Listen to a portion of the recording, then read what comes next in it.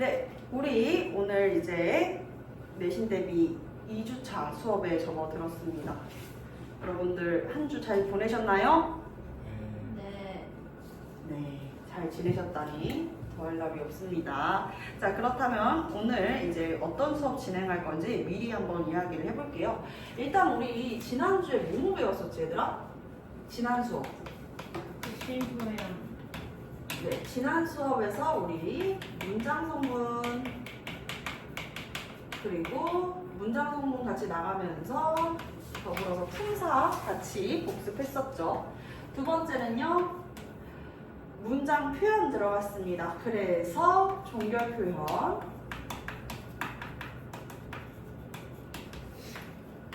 높임 표현,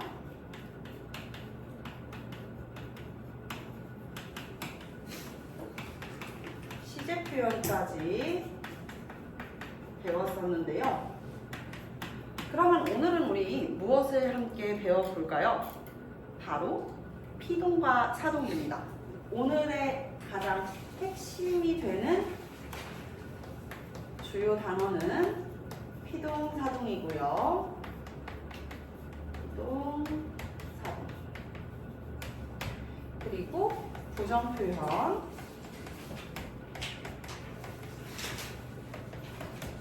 일곱 번째 인용 표현 나가보도록 하겠습니다. 그리고 이후에 이제 정규 시간이 끝나고 나서는요, 5시부터 6시까지 이제 합성어와 파생어, 단어에 대해서 나가보겠습니다. 아시겠죠? 자, 그러면 우리 지난 시간에 배웠었던 문장 성분부터 같이 한번 복습을 해볼 것인데요. 문장 성분, 우리 세 가지로 구분할 수가 있어요. 뭐가 있었죠? 성분, 네, 주성분, 부속성분, 부속성분, 그리고 행성분, 독립성분이 있었습니다. 뛰어난 학생이에요. 대답을 굉장히 잘하고 있어요. 자, 주성분은 어떤 문장의 성분이 있습니까? 주목고, 그렇지. 주목보, 목적어, 보어가 있습니다. 그리고 문장에 반드시 뒤에 와줘야 되는 서술어까지가 있는 것이죠. 주어는요, 대부분 이제 주격 조사랑 붙어가지고 사용이 되는데요. 주격 조사 뭐뭐 있습니까? 이, 가, 좋아요, 에서, 그리고 우리 지난 시간에 높임 표현했을 때 높임을 나타내는 주격 조사 뭐 있다 그랬죠? 깨서, 서, 이렇게 있죠. 목적격 조사는 뭐가 있어요? 목적격 조사. 우리가 목적어, 문장에서 목적어 확인할 때. 을, 그렇죠. 을. 보어는요, 목격 조사 자체는 이 가로 주격 조사랑 동일하다고 보일 수가 있습니다만, 다만 다른 점이 있죠. 뒤에 반드시 붙어줘야 하는 서술어가 다릅니다. 뒤에는 어떤 서술어가 붙어야 될까요? 자, 이렇게 이제 주성분을 나눠볼 수가 있는데, 부속성분은 뭐 하는 거예요? 도와주는 거예요. 그렇죠. 문장에서 꾸며주는, 수식해주는 역할을 하고 있습니다. 부속성분은 뭐뭐 있을까요? 그렇죠. 부사, 또 관형어가 있습니다. 자, 문장의 부속성분으로 쓰일 때 이제 관형어 같은 경우가 시험 문제, 부사어랑 관형어가 여러분들 이번에 풀어봤었던 문제에서 가장 많이 나왔죠. 그래서 부사어에서 오답 개수가 많았던 친구들이 있어요. 20문제 중에서 17개가 틀린 친구들도 있는데 그 친구 진짜 공부 못한다가 아니야. 정말 잘하는 친구였는데도 그만큼이나 많이 헷갈렸었다는 거지. 관형어를 만들 수 있는 세 가지가 있어. 뭐가 있을까? 첫 번째, 그 자체만으로 관형사, 그 자체인 경우 체어를 수식해주는 관형사. 예를 들면은 새 옷 또는 헌 옷이라고 했을 때 옷은 문장에서 체언이죠. 그쵸? 이 옷을 수식해주는 헌이나 새가 관형사가 될 수가 있습니다. 그쵸? 그리고 두 번째, 관형격 격조사가 들어가게 되는 경우. 조사는 품사 중에서도 체험 뒤에 붙어가지고 어떠한 자격을 부여해 줄 수 있는 격조사와 의미를 더해 줄 수 있는 보조사와, 그리고 세 번째, 앞과 뒤를 연결해주는 접속조사가 있을 수가 있습니다. 그 중에서 우리는 성격, 어떠한 자격을 부여해주는 격조사 중에 관형격조사를 볼 것인데요. 자, 관형격조사 단 하나입니다. 뭐가 있죠? 뭐가 있죠? 의. 그렇지. 의가 올 수 있겠죠. 예를 들면 언니의 옷이라고 하게 되면은 이것을 품사로만 구분을 했을 때는 옷도 명사고 체언이죠. 언니도 명사 체언인데 그 사이에 명사 체언 뒤에서 붙어서 쓰일 수 있는 것은 유일하게 조사뿐이라고 말씀을 드렸습니다. 그쵸? 그래서 명사, 조사, 명사이지만 문장에서는 이 언니의가 무엇을 수식해주고 있는 거야? 옷을 수식해주고 있는 거야. 그래서 관형어로 쓰이고 있는 것을 알 수가 있죠. 자, 세 번째. 관형, 사형, 어미. 우리 지난 시간에 종결 표현하면서 이야기를 했었네요. 관형, 사형, 어미는 총 몇 개가 있다고 그랬었죠? 네 가지가 있다고 했습니다. 무엇? 은, 는, 을, 던. 이렇게 은는, 을던 네 가지가 있다라고 이야기를 했었죠. 자, 이렇게 관형사, 관형격조사, 관형사형 어미를 통해서 문장에서 관형어를 만들 수가 있습니다. 그리고 여러분들 부사어도 필수 부사어가 있고 문장에서 빠지면 안 되는 필수 부사어. 예를 들어가지고 재영이가 수업이 끝나고 집으로 갔다 에서 집으로는 필수 부사어야. 이 집으로가 없으면 어디로 갔는지를 알 수가 없잖아요. 그쵸? 오답 다 썼다고요? 다시 선생님이 이거 수업 끊고 확인을 했는데 만약에 미흡하면 서로가 무안해지겠죠.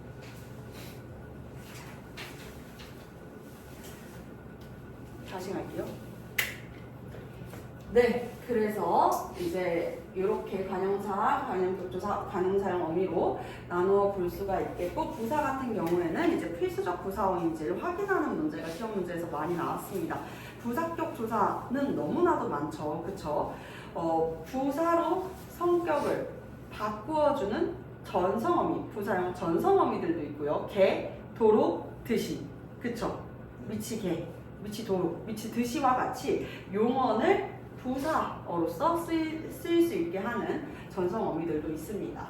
자, 그리고 독립성분은요, 독립어죠.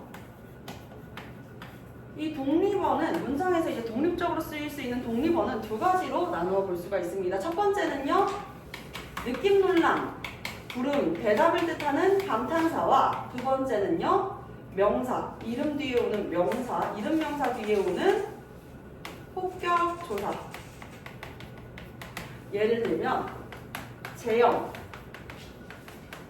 아 라고 했을 때 이렇게 부르게 되는 아가 호격 조사가 되는 것이죠. 선우는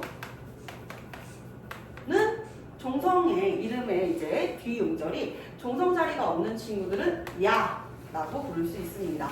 아나 야뿐만 아니라 이어, 여도 호격 조사에 포함이 되게 되는 것이죠. 자, 여기까지가 지난 시간에 배웠었던 부속 성분에 대한 내용이었었고요. 그리고 두 번째 종결 표현 한번 들어가 볼 것인데 우리 품사 쭉 가보자. 체험, 문법적 관계를 하는 관계언, 수식언, 독립언, 그리고 문장에서 활용될 수 있는 가변어, 용언이 있죠. 체언은요, 명사, 대명사, 수사. 문법적 관계를 하는 친구는 누구예요? 조사죠. 그쵸? 조사 몇 개 있다 그랬어? 2개. 3개 있다라고 이야기를 했죠. 그래서 자격을 부여해주는 격조사가 있을 수 있고요. 또 의미를 더해주는 은, 도, 만 이런 것들 조차 재영조차 자장면을 시켰다. 도연도 자장면을 시켰다. 하면은 문장에서 의미가 달라지게 되잖아. 이렇게 의미를 더해주는 보조사 그리고 접속조사까지 3가지로 구분할 수가 있죠. 자, 수식해주는 수식어는요. 부속성분 떠올리면 되겠네요. 관형사와 부사가 있고 관형사는 체온을 수식하고 부사는 용언 등을 수식합니다. 부사 같은 경우에는 용언뿐만이 아니라 부사 자신 또는 관형사 문장의 구까지도 수식을 해줄 수가 있습니다. 문장 전체까지 수식을 해줄 수 있다. 독립어는 문장에서 유일하게 혼자 쓰여질 수 있는 친구 바로 감탄사죠. 느낌, 논란, 부름, 대답을 뜻할 때 감탄사가 되겠습니다. 용어는요. 동사와 형용사가 있는데 대상이나 주체, 물체의 움직임을 뜻할 때는 동사가 되고 그리고 이 형태에서는 이제 형용사가 될 수가 있겠습니다. 이걸 우리가 구분할 때 가장 많이 하는 방법이 뭐라 그랬어요? 현재 시제 선어말 어미를 결합시키는 방법에 대해서 이야기했죠. 현재 시제 선어말 어미가 무엇입니까? 는, 니은이 될 수 있겠지. 는, 이나, 니은. 이 현재 시제 선어말 어미가 결합이 되면 동사 먹다의 이제 동사 기본형 먹다라고 하는 기변형의 사이에 이 현재 시제 선어말 어미를 이렇게 되면 먹는다가 됩니다. 하지만 밟다의 현재 시제 선어말 어미를 결합시키면 밟는다는 굉장히 어색한 표현이 되죠. 그렇기 때문에 현재 시제 선어말 어미가 이렇게 쓰일 수가 없겠다. 이렇게 볼 수 있겠네요. 자, 이렇게 쭉 정리를 해 놓았어요. 그 중에서도 우리가 눈여겨볼 친구는요. 바로 여기입니다. 체언과 관계언, 수식언, 독립언까지는요. 문장에서 이 쓰임에 따라 형태가 달라지지 않는 불변어에 해당합니다. 불변어, 변하는 게 불가능한 친구들이죠. 그 중에서 유일하게 다른 친구가 있다면 격조사 중 서술격 조사는 문장에서 쓰임이 달라질 수 있습니다. 이다, 이고, 이니, 입니다 등 서술격 조사는 문장에서 서술어로 쓰일 때 달라질 수가 있죠. 동사와 형용사 서술격 조사는요. 문장에서 쓰임이 달라지는 가변어에 해당하게 되는데 특히 이 용어, 동사와 형용사 같은 경우에는 활용에 따라 가지고 달라지는 부분과 변하지 않는 부분을 구분할 수가 있어요. 예시를 들어서 먹다라고 하는 동사를 하나를 가지고 그리고 밟다라고 하는 형용사를 가지고 우리가 구분을 해볼 것인데요. 먹고 먹으니 먹어서 밝은 밝아라 밝으니 어디는 안 바뀌어요? 먹의 부분은 바뀌고 있지 않죠. 밝의 부분은 바뀌지가 않습니다. 우리가 이 부분을 문장에 활용해 있어가지고 바뀌지 않는 부분을 어간이라고 해볼 수가 있겠고요. 다, 고, 은이, 어서, 다, 은, 알아, 은이 등 바뀌는 부분은 문장에서 어미라고 이야기를 해볼 수가 있겠죠. 이 어미에 대한 이야기를 하는 게 문장의 종결 표현인데요. 문장의 종결 표현 들어가 보도록 하겠습니다. 네. 자, 우리 이어서 진행해 보겠습니다.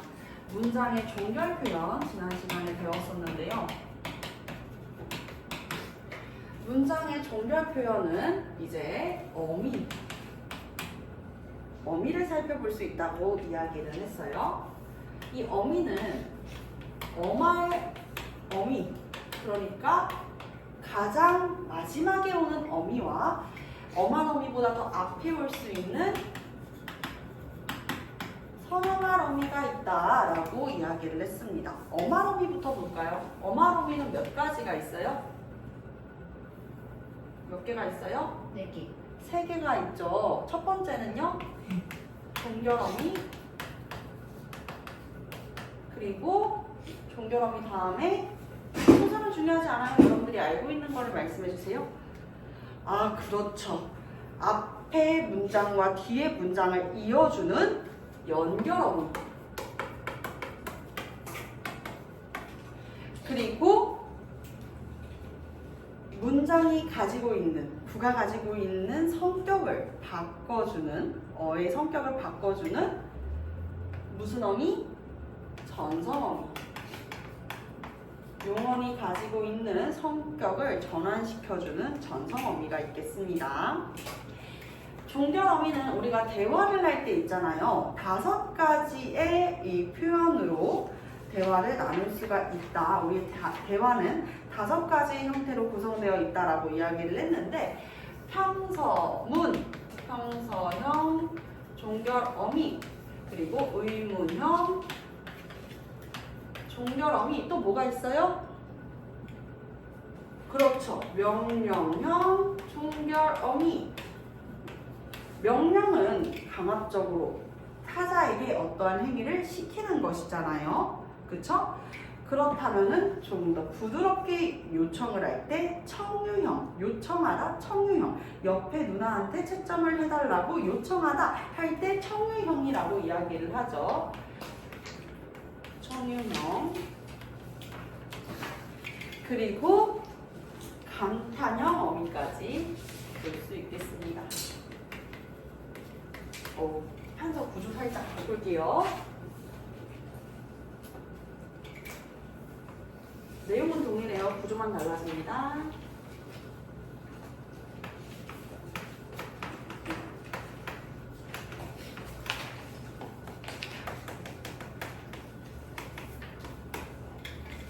자, 평서형 종결어미는요, 뭐뭐이다, 뭐뭐니다 의 형태로 올 수가 있겠죠.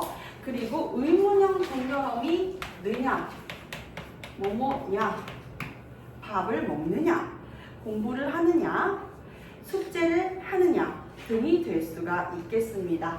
명령형은요, 뭐뭐어라, 숙제해라, 또 마찬가지죠. 숙제하라, 숙제하라, 공부해라, 청소해라, 어라, 아라가 될 수 있겠습니다. 청유형 명령 어미는요, 청유형 어미는요, 뭐뭐자, 밥을 먹자, 공부하자, 청소하자가 될 수 있습니다. 감탄형 어미는요, 뭐뭐구나, 뭐뭐로구나 가 될 수가 있겠지요. 자, 연결 어미는요, 우리가 문장, 이어진 문장, 안긴 문장, 요거 설명했었을 때 배웠었는데요. 이어진 문장을 보게 되면 대등하게 이어진 문장이 있고, 대등적 연결 어미, 그리고 앞에 있는 내용과 뒤에 있는 내용이 달라지면 문장의 의미가 바뀌게 되는 종속적 연결어미. 그래서 문장의 앞에 있는 문장, 뒤에 있는 문장이 이어지게 되면서 이게 순서가 바뀌게 되었을 때는 무엇이 될 수 있어? 의미가 통하지가 않게 되는, 한쪽의 의미가 포함이 되게 되는 종속적 연결어미가 있다라고 볼 수가 있겠습니다. 대등적 연결어미부터 볼게요. 대등적 연결어미는 오답노트 쓰셔야죠. 이거요? 네. 지금 푼 거 또 써요? 네. 네. 자, 대등적 연결어미는요, 뭐뭐, 고, 뭐뭐, 으며, 뭐뭐, 지만이 있습니다. 예시를 들어볼까요? 현성이는 테스트에서 통과를 했지만 도윤이는 테스트에서 통과를 하지 못했다. 라는 문장이 있어요. 근데 이 문장의 앞과 뒤가 바뀐다고 생각해 보세요. 도윤이는 테스트에 통과하지 못했지만 현성이는 테스트에 통과했다 라고 바뀌어도 의미가 어때요? 달라지지가 않죠. 그래서 대등적 연결어미 재영이는 밥을 먹었고 도연이는 밥을 먹지 않았다. 바꿔볼까요? 도연이는 밥을 먹지 않았고 재영이는 밥을 먹었다. 문장의 의미가 달라지지가 않습니다. 그쵸? 하지만 종속적 연결어미 같은 경우에는요. 문장의 앞뒤가 바뀌었을 때 인과가 달라지게 되면서 의미가 통하지가 않게 됩니다. 대표적으로는요. 밥을 먹어서 또는 아서 배가 아프다 이런 경우겠죠. 밥을 먹어서 배가 아프다라는 이 하나의 문장의 앞과 뒤를 바꿔본다면, 굴을 바꾼다면 이거는 말이 되지 않습니다. 밥을 먹어서 배가 아프다인데 배가 아파서 밥을 먹는다. 인과가 어떻게 돼요? 달라지죠. 그래서 의미가 달라지게 되는 것이죠. 자, 그래서 뭐뭐 아서 어서 뭐뭐 니도 있겠죠. 밥을 먹으니 배가 아팠다. 이런 표현도 들어갈 수가 있겠습니다. 그리고 뭐뭐 으면 밥을 먹으면 이런 것도 밥을 먹으면 배가 아프다. 여러분들 그 우유 먹으면 배 아픈 친구들 있죠. 그렇죠? 우유를 마시면 배가 아프다. 근데 문장을 바꿔보세요. 배가 아프면 우유를 마신다? 뭔가 달라지잖아요. 그렇죠? 배가 아파서 우유를 마시는 사람도 있을 수 있겠지만 그 의미 자체가 달라지는 것이기 때문에 이렇게 볼 수가 있겠습니다. 약을 먹으니까 졸리다. 졸리니까 약을 먹는다. 달라지죠. 그죠? 자, 전성어미 볼게요. 전성어미는 세 가지가 있죠. 명사형 전성어미, 관형사형 전성어미, 부사형 전성어미가 있습니다. 자, 명사형 전성어미부터 가보도록 하겠습니다. 명사형 전성어미 용언을 명사처럼 쓰려면 어떻게 해야 될까요? 두 가지의 명사형 어미와 결합할 수가 있습니다. 뭐뭐, 또는 기가 될 수가 있겠죠. 그쵸? 달리다, 달리기 이렇게 그쵸? 씻다, 씻기 이렇게 되면은 전성어미가 결합되는 경우 이 쓰임 자체가 명사형으로 쓰여지게 되는 것이잖아. 그쵸? 이럴 때 뒤에 조사와 함께 쓰일 수가 있습니까? 네, 있습니다. 조사는 원래 누구 뒤에 붙어가지고 쓰여질 수 있는 친구예요? 명사. 체언 뒤에서 쓰여질 수 있는 친구죠. 그런데 이제 명사, 체언으로 형태가 바뀌게 되면서 이렇게 조사와 결합될 수도 있겠다. 관형사형 어미 보겠습니다. 관형사형 어미는 뭐라 그랬어요? 네 가지가 있다 그랬죠. 은, 는, 을, 던 이렇게 네 가지가 있습니다. 부사형은요, 잘 알고 있죠? 뭐예요? 이게 너무. 네, 개, 도로, 듯이, 미치게, 미치도록, 미치듯이 이렇게 될 수가 있습니다. 어말 어미에 대한 내용이었었고요. 자, 이어서 우리 선어말 어미에 대해서 이야기를 해보도록 할게요. 여러분, 선어말 어미는 지난 시간에 한번 이야기를 했었죠. 어말 어미 앞에 쓰일 수 있어. 먼저 선자를 쓴다 그랬잖아요. 그래서 어말 어미 앞에 쓰일 수 있고 선어말 어미가 두 가지 쓰일 수도 있습니다. 그쵸? 선어말 어미가 두 개 쓰일 수 있어요? 없어요? 있죠. 대표적으로는 주체높임 선어말 어미와 시제표현 선어말 어미가 함께 쓰일 수가 있습니다. 그럼 뭐가 먼저 와야 될까요? 주체높임. 아주 좋아요. 자, 선어말 어미 같이 가볼게요. 주체높임 선어말 어미가 있고 주체높임 선어말 어미가 있고 그리고 시제 선어말 어미가 있고요. 지난 시간에 배운 거 기억나나요? 공손 표현에 선어말 어미가 있습니다. 이렇게 보는데 주체 높임 선어말 어미 같은 경우에는 우리 중세국어 시기에는 시나 샤를 썼다고 이야기를 했죠. 그렇죠? 그 중에서 우리는 뭐뭐의시, 뭐뭐의시 이렇게 주체 높임 선어말 어미를 사용을 하게 됩니다. 선생님이 책을 교탁에다가 교탁에 놓다가 교탁에 놓으시다 라고 하면은 선생님을 어떻게 하게 되는 거야? 높이는 표현이 되는 것이죠. 선생님께서 책을 교탁에 놓으시다가 올바른 주체 높임 표현법이라고 이야기를 해볼 수가 있겠습니다. 시제 선어말 어미는요, 과거를 나타내는 밥을 먹었다, 글을 보았다. 기본 형태는 뭐예요? 먹다, 보다죠. 근데 먹다와 보다에 시제 선어말 어미가 결합되면서 과거의 의미를 나타내고 있습니다. 그리고 더 강한, 현재와 더 강한 단절을 나타내는 과거 시제 선어말 어미도 있었죠. 뭐예요?